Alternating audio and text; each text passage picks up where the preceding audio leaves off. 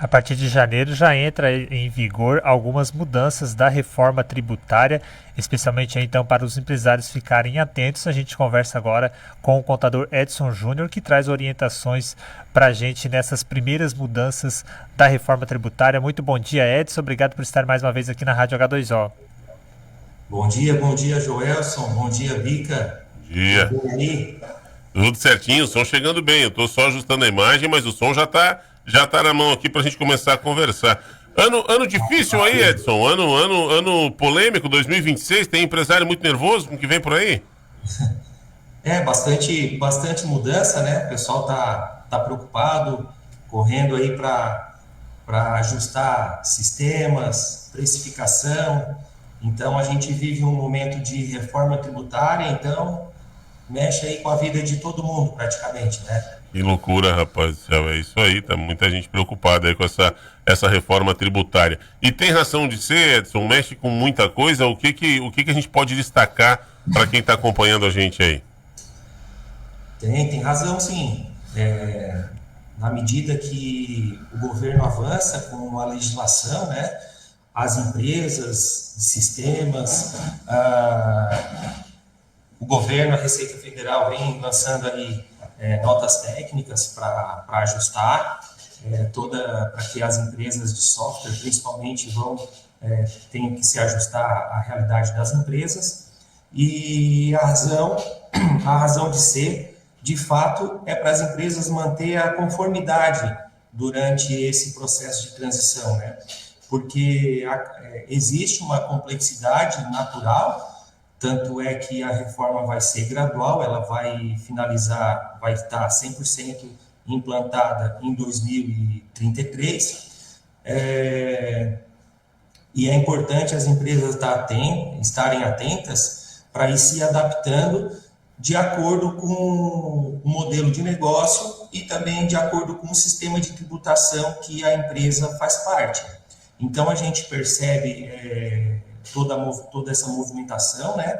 E a partir de 2026 já tem mudanças importantes aí, porque começa a cobrança teste de IBS e CBS, que é agora a palavra do momento, o IVA, né? IVA dual, que vai substituir PIS e COFINS, que são os tributos federais, e ICMS e ISS, que são os tributos estaduais e municipais. Então, para contextualizar um pouco, Rafael, essa reforma tributária que a gente está falando agora é a reforma tributária sobre o consumo. No nosso último encontro, a gente falou da reforma tributária sobre a renda, né? A gente falou do imposto de renda. E agora a gente vai falar um pouco sobre o consumo e queria saber aí se tem alguma dúvida pontual aí do pessoal, para a gente poder tocar um pouco aqui o assunto. Vai ser um bate-papo bem resumido, porque o tema é realmente complexo, né? É um monte já de dúvidas, né? Por exemplo, tu falaste aí do trabalho que as empresas de software vão ter, e aí quem não está muito antenado, a maioria das empresas usa já um sistema, não é? Onde você cadastra o que entra, o que sai, já gera nota fiscal, já gera cobrança, gera boleto e já emite as guias para imposto, mais ou menos isso, né, Edson? E agora tem muito software que não vai conseguir atualizar a tempo com essa mudança. As empresas vão ter que mudar de sistema. Tem muita coisa acontecendo nesse sentido, né? Isso, é muita coisa acontecendo. As empresas precisam se adaptar. As empresas precisam fazer. Quem ainda não recebeu um contato aí da sua empresa de software, precisa verificar se está tudo certo. E um dos fatores importantes também dessa reforma tributária, além da empresa estar adaptada para poder emitir os documentos fiscais, entrada, saída, ainda tem a questão da responsabilização das empresas de software que não coibirem evasão fiscal, que não coibirem a sonegação. Sistemas que facilitem a sonegação também estão sujeitos a serem responsabilizados. Nossa. Enfim, vamos lá. As principais mudanças, então, é que agora como é que funciona essa mudança da reforma tributária para o consumo? Antigamente, ou até hoje, desculpa, a empresa gera nota e ela paga nota sobre a cidade em que ela está situada. E agora muda para a cidade do consumidor? Isso. Agora, o destino do tributo é sempre... a destinação da receita do tributo é sempre a localidade onde o consumidor está. Então, isso gera um impacto bem grande, né, em toda essa distribuição da receita. Por conta disso, está em votação um projeto de lei, ainda passou pela Câmara dos Deputados, que é sobre a criação do comitê gestor. Então, é um órgão bem importante aí dentro da reforma tributária, que vai passar a gerenciar as receitas estaduais e municipais, né? Será um órgão que vai administrar esses impostos e fazer a distribuição correta para estados e municípios do IBS. O IBS é um imposto que vai substituir o ICMS, que hoje é estadual, e o ISS municipal. Então, já começa a vigorar agora em 2026, já falando de prazos, né? Uhum. Então, vai começar a ter a cobrança de IBS e CBS, mas em alíquota teste, né? Então, as empresas vai ser no montante de 0,9% de CBS e 0,1% de IBS. Isso vai ter que estar destacado nos documentos fiscais, e as empresas que cumprirem essa obrigação de fazer o destaque na nota fiscal, elas vão estar dispensadas do recolhimento desses tributos.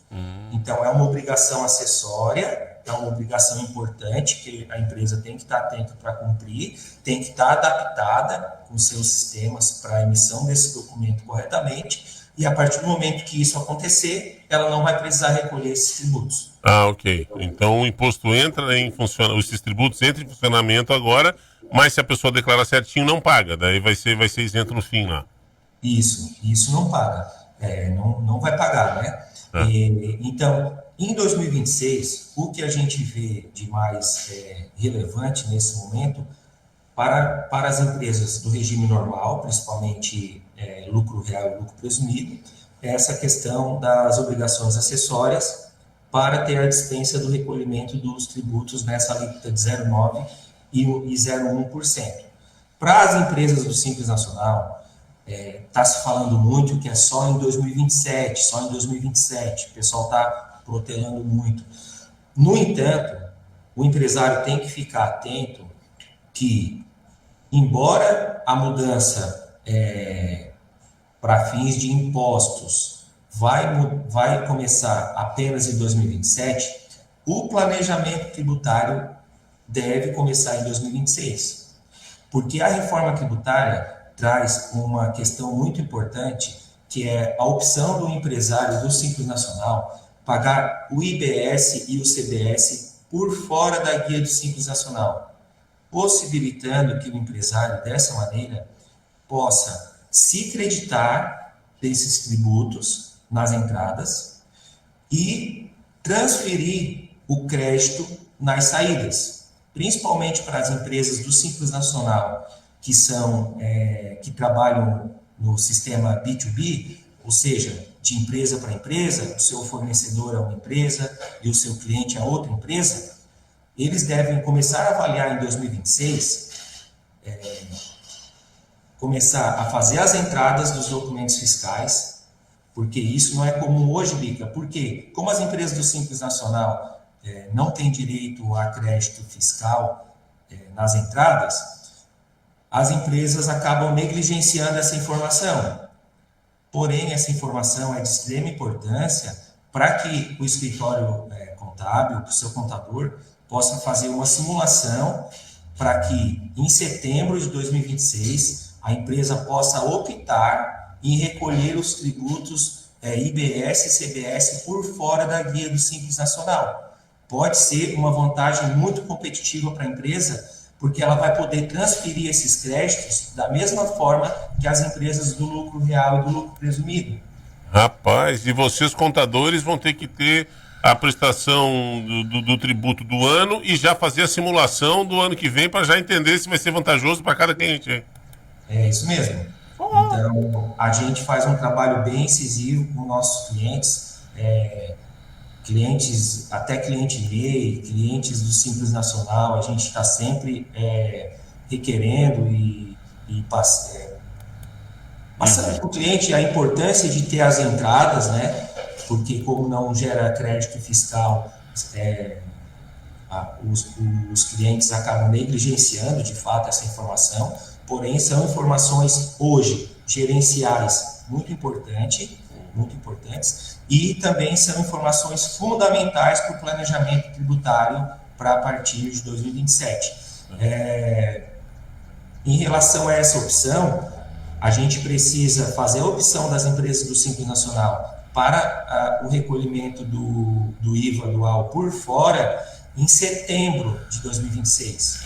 Então, a empresa que optar, que fizer essa opção, que tiver consciência da importância do recolhimento do IVA por fora em setembro de 2026, vai poder trabalhar nesse sistema em janeiro de 2027.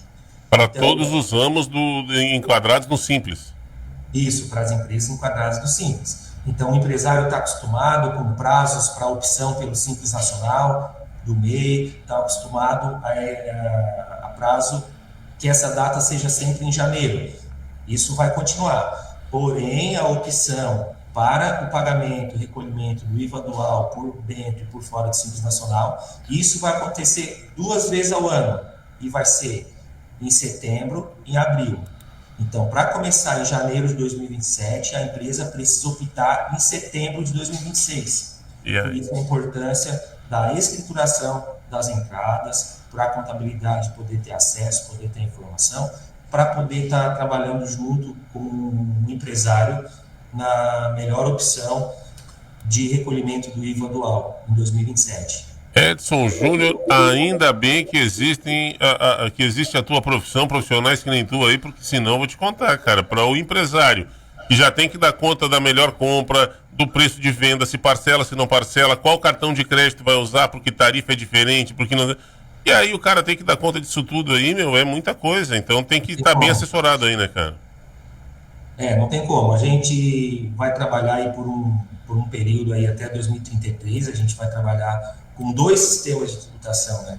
Nós vamos trabalhar com as 2 maneiras e gerenciando a transição.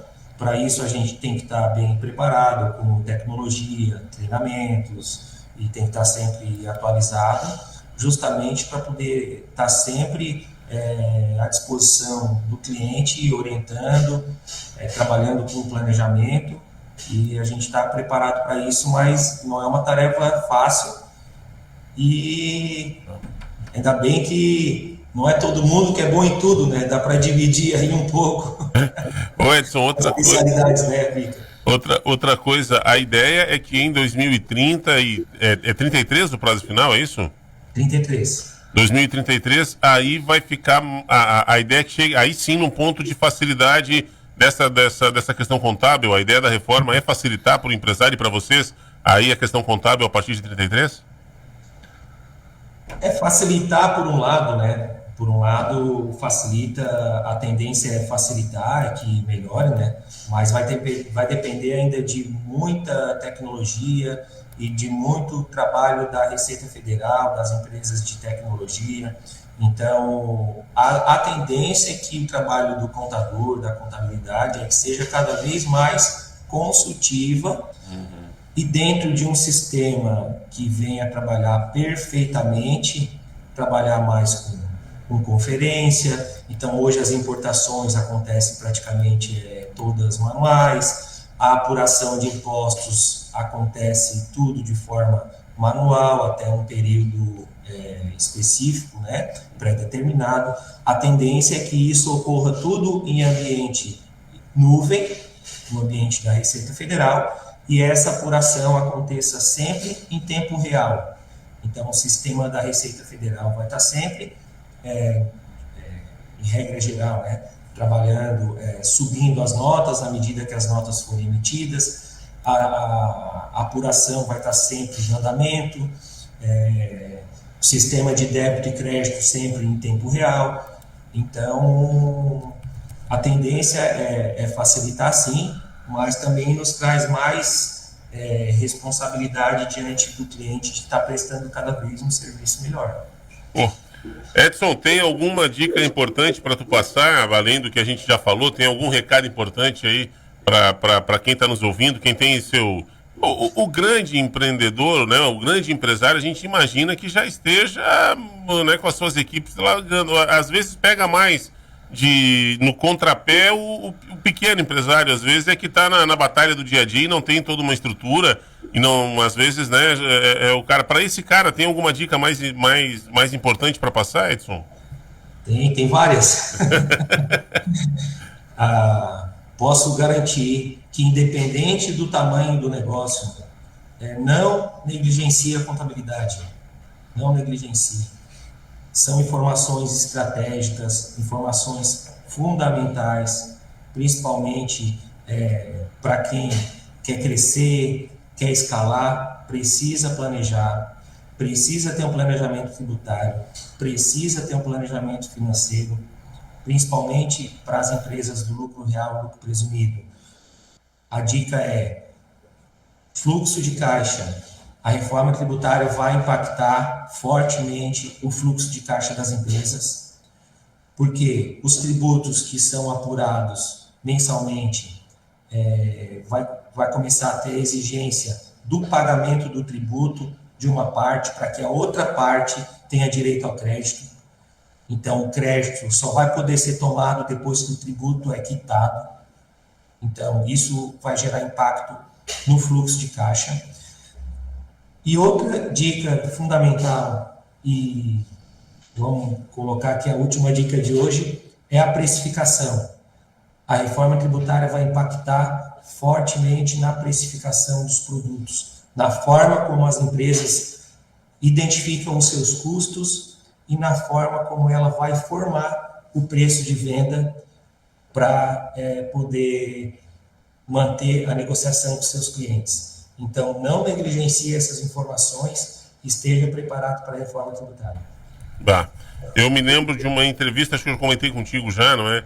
De o CEO da Multilaser, essa que fabrica pendrives, tablets, notebooks, enfim, essa empresa de tecnologia brasileira, e que fabricava tudo na Zona Franca. Hoje ela tem algumas outras fábricas esparramadas no Brasil, e ele dizendo que ele tem 30% do seu pessoal. Ele diz, cara, 30% do que eu gasto com folha é com o jurídico e contabilidade, mas especialmente com o jurídico, porque para se entender, essa tributação no Brasil ela é maluca. Cada cidade, cada estado tem uma forma, e como é uma empresa que vende para todos os estados, que exporta, imagina essa preocupação aí.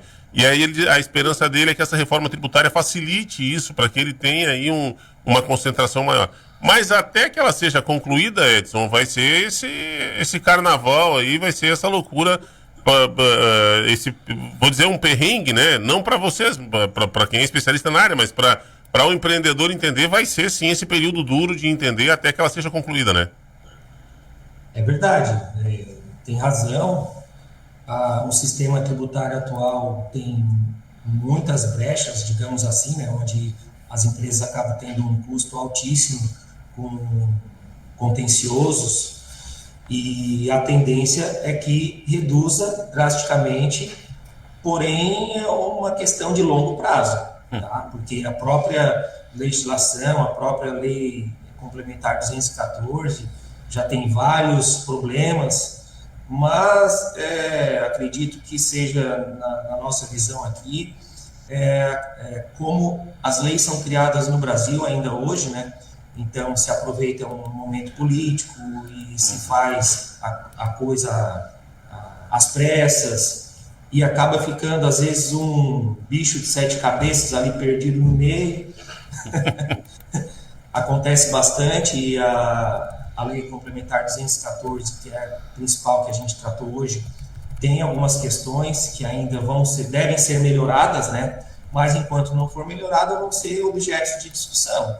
Então, as empresas precisam estar atentas a isso, precisam estar bem assessoradas nesse sentido, para que a legislação possa trabalhar a seu favor e não contra, né? Então precisa estar atento para que não tenha nenhum prejuízo a esse respeito. Muito bom. Edson Júnior, da Voar Contabilidade, nossa parceiraça aqui na Rádio H2O, sempre que a gente está com alguma dúvida, a gente socorre no Edson aí, que nos ajuda sempre a entender isso. A Voar está aí no centrão de Tubarão, para quem quiser. Dá para deixar o telefone de contato, Edson, caso alguém queira ter alguma dúvida, queira esclarecer algo mais contigo aí? Imagina, vamos lá, o nosso contato, tanto o telefone comercial quanto o WhatsApp, né? É o 48 3192 1758. Tá? 3192 1758. A gente fica aqui na Avenida Marcolino Marques Cabral, no edifício Rafael, em frente à Praça 7, bem no centro da cidade. Fácil acesso. E a gente está à disposição aí para o que for preciso para continuar aí seguir contribuindo aí com a nossa parceria. Maravilha. Edson, obrigado pela atenção conosco, saúde, sucesso, bom trabalho e reserva um tempinho que nós vamos precisar ir conversando contigo para ir digerindo essa nova situação contábil aí durante 2026. Fica tranquilo, pode contar sempre aqui com a gente. Valeu, um abraço, querido, fica com Deus. Um abraço, até.